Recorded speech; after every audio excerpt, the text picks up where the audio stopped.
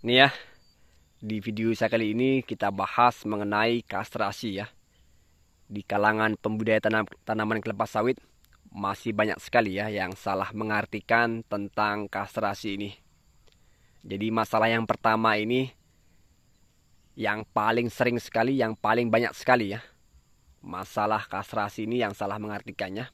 Jadi karena sawit yang ditanam sudah memperlihatkan performa buah, calon bunga, terbawa suasana bahagia, terbawa suasana senang, alhasil sawitnya tidak dikastrasi ya. Itu masalah yang pertama yang paling umum sekali ya di kalangan pembudidaya tanam kelapa sawit. Jadi terbawa suasana senang, terbawa suasana gembira, bahagia, muncul tunas dompet calon buah, tunas dompet calon bunga, senang jadinya tidak dikastrasi ya. Nah, itu sangat disayangkan sekali. Dan masalah kedua, dikastrasi cuman tidak secara rutin ya. Jadi selama proses kastrasi ini cuman beberapa kali saja dilakukan kastrasi. Jadi datanya video saya kali ini mudah-mudahan bisa menjadi pelengkap ya, pelengkap atas pengertian mengenai kastrasi ini. Jadi kastrasi ini yang benar adalah jadi sejak pertama kali sawit yang kita tanam ini mulai muncul tunas dompet buah, tunas dompet bunga, itu kita harus sudah memulai skema kastrasi ya. Setiap bulannya harus rutin kita kastrasi. Jadi sawit ini varietasnya banyak sekali. Ada yang 12 bulan sudah mulai muncul tunas dompet buah, tunas dompet bunga. Ada juga yang usianya 18 bulan baru muncul. Dan itu tidak masalah ya. Yang penting kastrasi ini diakhiri untuk pokok sawit kita di usia 28 bulan ya. Kita akhiri kastrasi ini. Jadi selama kastrasi ini tidak pandang ya. Pokoknya semua tunas buah, tunas dompet kita buang semua ya. Manfaatnya apa? Yang pertama ini sangat penting sekali. Jadi ketika kita melakukan pemupukan tidak tertuju pada buah sawit yang belum layak kita pertahankan ya. Jadi kalaupun kita pertahankan untuk matangnya ini tidak sempurna, banyak yang busuk, itu yang pertama.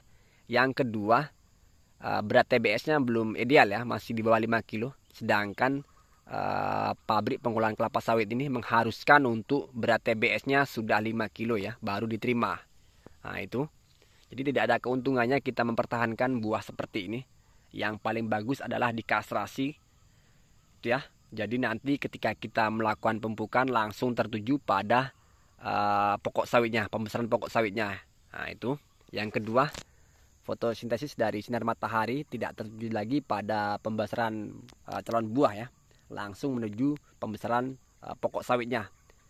Jadi sangat baik sekali. Jadi manfaat kastrasi sangat baik sekali. Kalau rekan-rekan bisa terapkan di perkebunannya, mudah-mudahan ya, dibarengi skema pemupukan yang tepat, yang rutin, membuat pokok sawitnya bisa semakin lebih besar jumbo ya. Nah itu harus dipahami untuk masalah kastrasi ini. Jangan karena sayang melihat buahnya sudah ada performanya pokok sawitnya, dipilih-pilih kastrasinya, tidak dibuang semua. Jadi disakan yang kiranya buahnya lumayan besar ditinggal, yang kecil-kecil pokok sawit yang ada buahnya kecil-kecil dibuang. Nah itu salah ya. Jadi di dalam perkebunan semuanya total kita buang ya. Skema kastrasi ini setiap bulannya rutin. Dan kita akhiri di usia 28 bulan ya. Di usia 28 bulan ini kita buang semua, kita habiskan semua untuk tunas dompetnya, tunas buah, tunas bunga kita buang semua, dan kemudian baru ya kita tunggu untuk panen perdana. Di situ mudah-mudahan untuk sawit yang usianya sudah 28 bulan ke atas, untuk berat TBS-nya sudah mencukupi untuk dijual di pabrik pengolahan kelapa sawit ya. Otomatis untuk berat TBS-nya sudah di atas 5 kilo. Seperti itu ya kan. Jadi sebenarnya untuk masalah kastrasi ini, tadi masalah pertama itu yang paling susah sekali dihilangkan ya. Jadi banyak yang meyakini karena kesenangan, karena kebahagiaan membuat semangat ke kebun karena sawitnya yang ditanam sudah berbuah, maka tidak dijalankan yang namanya kastrasi ini. Ini sangat merugikan sekali. Jadi ada nanti ada keterlambatan untuk pertumbuhan pokoknya, yang seharusnya pokoknya diameternya sudah besar, ini masih kecil ya, karena nutrisinya terbagi dengan buah yang belum layak kita pertahankan tadi. Itu yang pertama. Yang keduanya, fotosintesis dari sinar matahari juga terbagi untuk buah yang belum layak kita pertahankan seperti ini ya. Jadi harus ya setiap bulannya kita rajin skema kastrasi ini. Ini kalaupun saya perlihatkan pokoknya ini semuanya sudah dikastrasi sama ya. Jadi saya juga tadi belum waktunya kastrasi, ini sudah muncul tunas dompetnya, tunas calon buah. Saya buangi kembali ini ya. Nah ini. Jadi mudah-mudahan bisa dipahami, bisa dimengerti, bisa menjadi tambahan untuk rekan-rekan semua ya. Kalaupun ada yang belum paham mengenai kastrasi, silakan tulis di kolom komentar ya. Jika ada kesempatan saya pasti balas. Dan ada yang mau rencana tanam sawit, saya doakan semua dipermudah, diperlancar ya. Segera terlaksana. Yang sudah tanam sawit, selamat saya ucapkan.